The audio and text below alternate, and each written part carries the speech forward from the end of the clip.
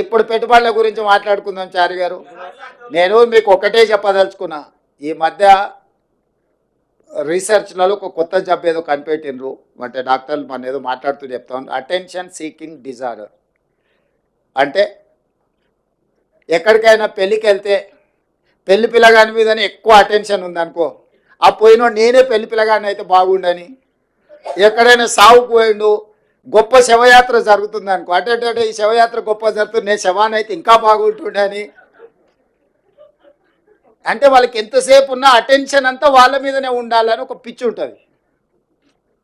ఆ పిచ్చితోని పెళ్లి పోతే పెళ్లి పిల్లగాడు కావాలని, సావుపోతే శవం కావాలని ఇట్లాంటి కోరికలతో కొంతమంది ఉంటారు.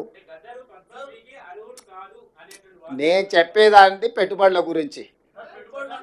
ఈ పెట్టుబడులు ప్రభుత్వము విధి విధానాలు మేము వెళ్ళి ఆకర్షించి పెట్టుబడులు తేవడంతో, అరే వాళ్ళు ఎట్లా ఆకర్షిస్తారు, నేను పోయినప్పుడు ఎవరు రాలేదేంది, ఇప్పుడు వీళ్ళు పోగానే ఇంతమంది వస్తున్నాయింది, ఇన్ని పెట్టుబడులు వస్తున్నాయిందని ఈ అటెన్షన్ సీకింగ్ డిజార్డర్ అనే జబ్బుతోని ఒక ఆయన బాధపడుతుండు, ఇంకొక ఆయన ఆయనకు మద్దతు ఇస్తుండు. ఇక ఇక ఆ సమయం అది ఇక మీరంతా ఏం చేస్తారు, అందుకే మీకు చెప్తున్నా జబ్బు ఉందని.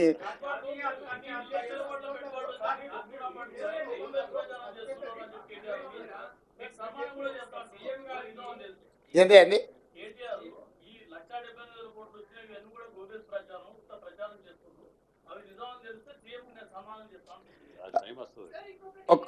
ఇప్పుడు సంస్థలు ఏవైతే ఉన్నాయో, అమెజాన్ కానీ, లేకపోతే సన్ పెట్రోకెమికల్స్ కానీ, ఇన్ఫోసిస్ కానీ, విప్రో కానీ, హెచ్సిఎల్ కానీ, ఇట్లా వరుసగా నేను సంస్థల అన్ని పేర్లు ఇస్తా. ఒకవేళ ఈ ప్రభుత్వం గొప్పల కోసం ప్రచారం చేసుకుంటే ఆ సంస్థలు ఎక్కడైనా వాళ్ళు అధికారికంగా మేము ఒప్పందాలు చేసుకున్నామని అంటారా? అంటే ఒక మనిషి యొక్క లేఖితనము, అజ్ఞానము. ఇప్పుడు ఐటీఈఎస్ సింగపూర్ ప్రభుత్వం మాతో ఒప్పందం చేసుకున్నది సాంకేతిక పరిజ్ఞానంతో. అంటే సింగపూర్ ప్రభుత్వము మాతోని ఒప్పందం చేసుకుని మేము కాదు, వాళ్ళు చెప్తున్నారు కదా. అదేవిధంగా ఎస్టీటీ డేటా సెంటర్ సింగపూర్ నుంచి, అదేవిధంగా క్యాపిటల్ ల్యాండ్, ప్రపంచంలోనే పెట్టుబడులకు Blackstone investments, Capital Land అనేది ఒక పెద్ద సంస్థ, ఆల్రెడీ వాళ్ళ ప్రజెన్స్ ఇక్కడ ఉంది ఆ సంస్థ. అదేవిధంగా హెచ్సిఎల్ టెక్, ఇన్ఫోసిస్, విప్రో, ఎక్లాట్ హెల్త్ సొల్యూషన్స్, వరల్డ్ ఎకనామిక్ ఫోరంలో ఉండే digital health actual, Skyroot Aerospace, ఇక్కడ ఆల్రెడీ రాకెట్లు తయారు చేస్తున్నారు, మీకు తెలుసు కదా వాళ్ళు. సో అదేవిధంగా జేఎస్డబ్ల్యూ గ్రూప్ అంటే జిందాల్ స్టీల్ వాళ్ళు, అదేవిధంగా అమెజాన్ వెబ్ సిరీస్, అదేవిధంగా ఇట్లాంటివి సిఫ్టీ టెక్నాలజీస్, ఇట్లా ఈ సంస్థలన్నీ ఇంకా చాలా ఉన్నాయి. నేను యువతల జేసీకే గ్రూపు, కంట్రోల్ ఎస్ డేటా సెంటర్స్లలో వాళ్ళు ఎంత క్వైట్ పాపులరో మీకు తెలుసు కదా. యూనిలివర్, ఇప్పుడు మన దగ్గర ఉన్న హిందుస్థాన్ లివర్ లిమిటెడ్ ఒరిజినల్ మాతృక యూనిలివర్, వాళ్ళు వాళ్ళ సంస్థను ఏర్పాటు చేస్తామన్నారు. అదేవిధంగా సుహానా మసాలా, రామ్కీ గ్రూప్, యూబీఎస్, అంటే ఇట్లా ప్రపంచ స్థాయిలో పేరెన్నికగన్న సంస్థలు, వాళ్ళ ప్రతినిధులు, వాళ్ళ సిఇఓలు దావోస్ వరల్డ్ ఎకనామిక్ ఫోరంకి వచ్చి తెలంగాణ పెవిలియన్, మేము వాళ్ళ ఆఫీస్లోకి వెళ్ళలే, ఎక్కడైతే తెలంగాణ రాష్ట్ర ప్రభుత్వం యొక్క అధికారిక కార్యక్రమాలు నిర్వహించే స్థలం ఉన్నదో వాళ్ళు అక్కడికి వచ్చి అపాయింట్మెంట్ తీసుకొని తెలంగాణ రాష్ట్ర ప్రభుత్వంతో ఒప్పందం చేసుకున్నారు. ఇవాళ ఆ ఒప్పందాలను కూడా ఇప్పుడు ఆయన అన్నాడు కదా, ఈ లిస్టు మీకు అఫీషియల్గా మా ప్రతినిధులకు చెప్తాను, ఈ టోటల్ అఫీషియల్ డాక్యుమెంట్ మీకు రిలీజ్ చేస్తాం, ఏ సంస్థ నుంచి ఎన్ని వేల కోట్ల రూపాయలు ఒప్పందం చేసుకున్నామో. ఈ ఒప్పందాలను మా నుంచి సేకరించడం కాకుండా ఆ సంస్థల నుంచి మీరు క్రాస్ చెక్ చేసుకోండి, నిజంగానే ఈ సంస్థలు మీరు తెలంగాణ రాష్ట్ర ప్రభుత్వంతో ఒప్పందాలు చేసుకున్నారా, భవిష్యత్తులో మీరు తెలంగాణ రాష్ట్రంలో పెట్టుబడులు పెట్టదలుచుకున్నారా అని మీరు కనుక్కోండి. 60,000 కోట్ల రూపాయల ఒప్పందం చేసింది అమెజాన్, 45,000 కోట్ల రూపాయల ఒప్పందం చేసింది సన్ పెట్రోకెమికల్స్. అంటే 1,05,000 కోట్ల పెట్టుబడులు ఈ రెండు సంస్థల గురించి నేను వివరాలు చెప్తున్నా. మిగతా ఇన్ డీటెయిల్ ఇక్కడ ఉన్నది. ఈ సంస్థలన్నిటిని కూడా మీరు పోయి వెరిఫై చేయండి, నిజ నిర్ధారణ కమిటీ వేసుకొని. ఇప్పుడు ఈ లిస్ట్ అంతా దాదాపుగా ఎంతమంది సంస్థలతోని, దాదాపుగా 25 సంస్థలతో చేసుకున్న ఒప్పందాలను, 25 ఒక 3 28 సంస్థలతో దాదాపుగా చేసుకున్న ఒప్పందాలు అన్నిటిని కూడా ఆ సంస్థల వివరాలు, ఎన్నెన్ని వేల కోట్ల రూపాయల ఒప్పందాలు వాళ్ళతో చేసుకున్నాం, మీకు పూర్తి వివరాలు అందిస్తాం. మీరు పోయి ఆ సంస్థలతో క్రాస్ చెక్ చేసుకోండి. మీడియా మిత్రులు ఒక నిజ నిర్ధారణ కమిటీ వేసుకోండి. తెలంగాణ రాష్ట్ర ప్రభుత్వం చెప్తున్నది వాస్తవమా కాదా, లేకపోతే ఈ అటెన్షన్ సీకింగ్ డిజార్డర్ జబ్బుతో బాధపడుతున్నాయని చెప్తున్నది నిజమా, ఈ రెండింటిని నిర్ధారించి మీరు చెప్పండి. అసలు పెట్టుబడులు వస్తున్నాయంటే మీకు ఒకవేళ సంతోషం వ్యక్తం చేయడానికి ఇష్టం లేనప్పుడు మౌనంగా ఉండండి. ఈ అక్కస ఎందుకు, అసూయ ఎందుకు, కడుపులో మంట ఎందుకు? కాబట్టి మీరు కూడా ఏమంటున్నానంటే ఇట్లా మాట్లాడే వాళ్ళను కొంత నియంత్రించండి. ఎక్కడైనా మీకు తెలిసిన డాక్టర్లు ఉంటే చూపించండి, వాళ్ళకు వైద్యం చేయించండి. ఏమైనా ఎక్కువ తక్కువ అయితే సీఎం రిలీఫ్ ఫండ్ అని ఇద్దాము. తిక్కలోడు ఇదే కదా ఈరోజు ప్రెస్ మీట్ పెట్టిందే పత్రం, ఒప్పందాలు చేసుకునే శ్వేతపత్రాలు. ఇక మళ్ళీ కొత్తగా శ్వేతపత్రం ఏంది? ఆ శ్వేతపత్రం అనే పదం తెలుసా ఆయనకు? శ్వేతపత్రం అడిగేటానికి శ్వేతపత్రం అంటే ఏంది? White paper. వైట్ పేపర్ అంటే ఏంది? డీటెయిల్స్ ఇవ్వడం. డీటెయిల్స్ అఫీషియల్గా ప్రతి ఒక్కరితో ఒప్పందాలు చేసుకున్న ఫోటోలు వివరాలు అన్నీ మీకు ఇచ్చినాం కదా. సీక్రెట్గా ఉంటే, అన్డిక్లేర్డ్ డీటెయిల్స్ ఉంటే, ప్రకటించని అప్రకటిత సమాచారం ప్రభుత్వం దగ్గర ఉంటే మనం శ్వేతపత్రం డిమాండ్ చేస్తాం. ప్రభుత్వం పలానా సంస్థకు మాత్రమే వివరాలు తెలుసు, ప్రజలందరికీ తెలవాలి కాబట్టి వాటన్నిటిని కూడా మీరు విడుదల చేయండి అని అడిగేది శ్వేతపత్రం. అసలు ఎవ్రీడే ఏం ఒప్పందాలు చేసుకున్నాం వాటి వివరాలన్నీ మీకు ఇచ్చి మీరు ప్రచురించిన తర్వాత విత్ ఎవిడెన్స్, విత్ డీటెయిల్స్, సంతకాలు, ఒప్పందాలు చేసుకున్న వాళ్ళన్నిటిని మేము ఇచ్చినాం. అదే శ్వేతపత్రం కదా. నేను అదే చెప్తున్నా, ఏదో పదం బాగుంది కదా అని అనేసి ఆ తర్వాత దాని అర్థమైందో తెలుసుకొని అర్రే ఇట్లా అనేది లేకుండా అని ఏ పిచ్చిపడ. నేను రాహుల్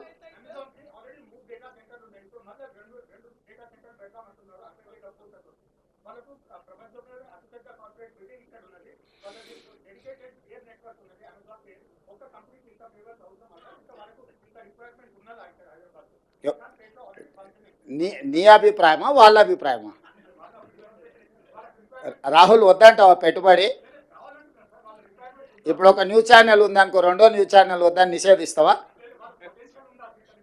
పొటెన్షియల్ ఉంటేనే పెట్టుబడి. వ్యాపారస్తుడు వ్యాపారం లాభసాటిగా ఉంటేనే పెడతారు. రాహుల్ని చూసి మొహమాట వాడి పెట్టుబడులు ఎవరు పెట్టరు. మొహమాటానికి వస్తే కాఫీ దాయిపిస్తారు తప్ప పెట్టుబడులు పెట్టరు.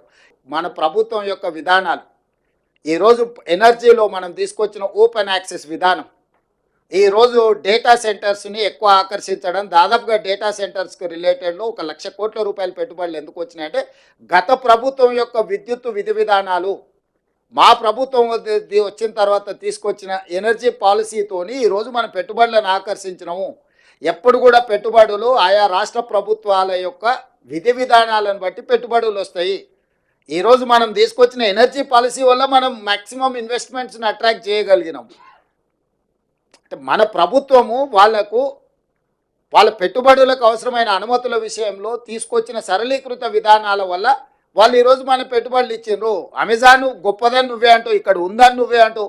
60,000 పెట్టుబడులు పెడతా అంటే మాత్రం నువ్వు బాధపడతావు ఎందుకు? నువ్వంటే అదే నీ వెనకాల ఉన్న ఆయన గురించి, నువ్వంటే నువ్వు కాదు.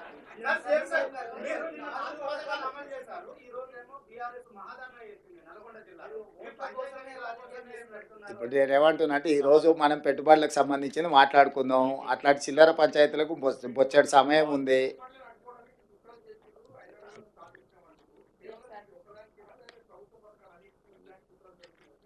అది ఇక నువ్వు చెప్పాలి, నువ్వు విచారం. ఎందుకంటే నిర్మాణం మేము దేశంలో లేము, ఏమేమి జరిగిందో మొత్తం వివరాలు మీరు చెప్పండి. చెప్తే దాన్ని బట్టి నేను ఎస్ సారీ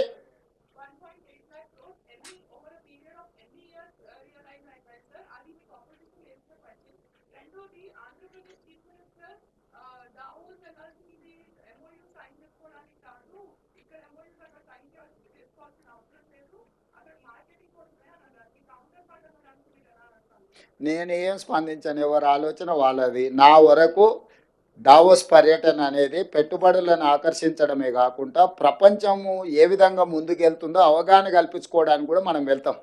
అన్ని విషయాలు మనకు తెలియని విషయాలను తెలుసుకోవడం అనేది మానవుడి యొక్క పరిజ్ఞానం పెంచుకోవడం అనేది అది minimum sense and common sense. We have applied our common sense. అక్కడికి వస్తే ప్రపంచ దేశంలో అభివృద్ధి చెందిన సంస్థలతో పాటు ఇతర దేశాల యొక్క విధి విధానాలు వాళ్ళ పాలసీలు కూడా మనకు అర్థమవుతాయి ఇంటరాక్షన్స్ తోటి. ఎందుకు ఫోరంలలో పోయి మన గురించి ప్రమోట్ చేస్తాం? అసలు చాలా దేశాలకు ఇక్కడ ఏమి విధి విధానాలు ఉన్నాయో తెలవడానికి అవకాశం లేదు. అందుకే మన విధి విధానాలు ఆ ఇంటర్నేషనల్ ఫోరమ్స్ మీద మనం ఎక్స్ప్లెయిన్ చేసినాం. దానివల్ల ఏమైందంటే ఈ రోజు కాదు, ఇంకొక సంవత్సరం తర్వాత అయినా వాళ్ళు ఇలాంటి పెట్టుబడులు పెట్టాలనుకున్నప్పుడు అనుకూలమైన ప్రాంతాన్ని వెతుకుతారు, అనుకూలమైన దేశాన్ని వెతుకుతారు.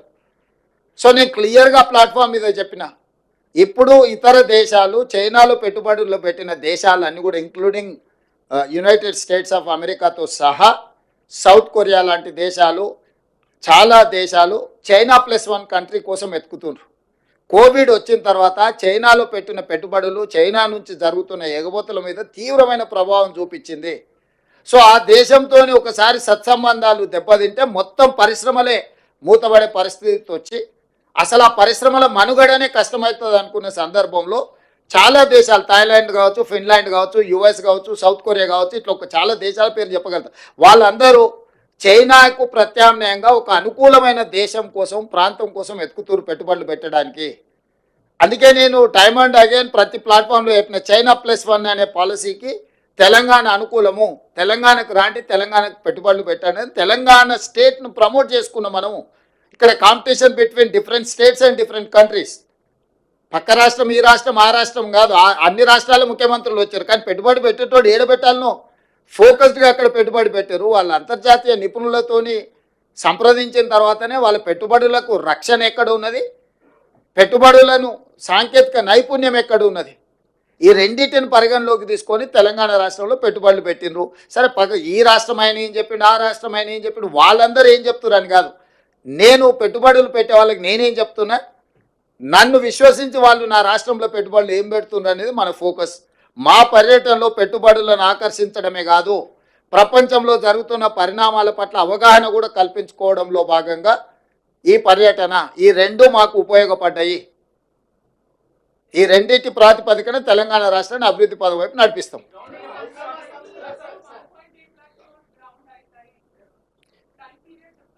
ఆ ప్రాజెక్ట్ రిపోర్ట్లని ఈచ్ అండ్ ఎవ్రీ ప్రాజెక్ట్కి దాని నేచరు, దాని యొక్క అవసరాన్ని బట్టి ఉంటుంది. ఓ దగ్గర ల్యాండ్ అవసరం ఉంటుంది, ఒక దగ్గర పర్మిషన్ అవసరం ఉంటుంది, ఇంకొక దగ్గర టెక్నాలజీ ట్రాన్స్ఫర్ చేసుకోవాల్సిన అవసరం ఉంటుంది, ఓ దగ్గర అంటే మెషిన్స్ ఇంపోర్ట్ చేసుకునే అవసరం ఉంటుంది. సో బేసిక్గా పెట్టుబడులు పెట్టాలని ఒక అవగాహనతో కూడుకున్న ఒప్పందం జరిగింది. మీకు ఇంకా సింపుల్గా చేయాలంటే పెళ్లి సూపులు అయిపోయినాయి, లగ్గపత్రిక రాసుకున్నాం, ఇక మిగతా కార్యక్రమాలని ముందలు ఉన్నాయి. మనం పెళ్లి కార్యక్రమంలో ఏముంటుంది, లగ్గపత్రిక రాసుకున్నాం అంటాం, అంటే ఇక మిగతా కార్యక్రమాలన్నీ ముందుకు ఉంటాయని. పెళ్లి సూపులు అయిపోయినాయి, లగ్గపత్రిక రాసుకున్నాం వాళ్ళు మేము, ఇంకా మిగతా కార్యక్రమాలన్నీ ముందున్నాయి. Thank you.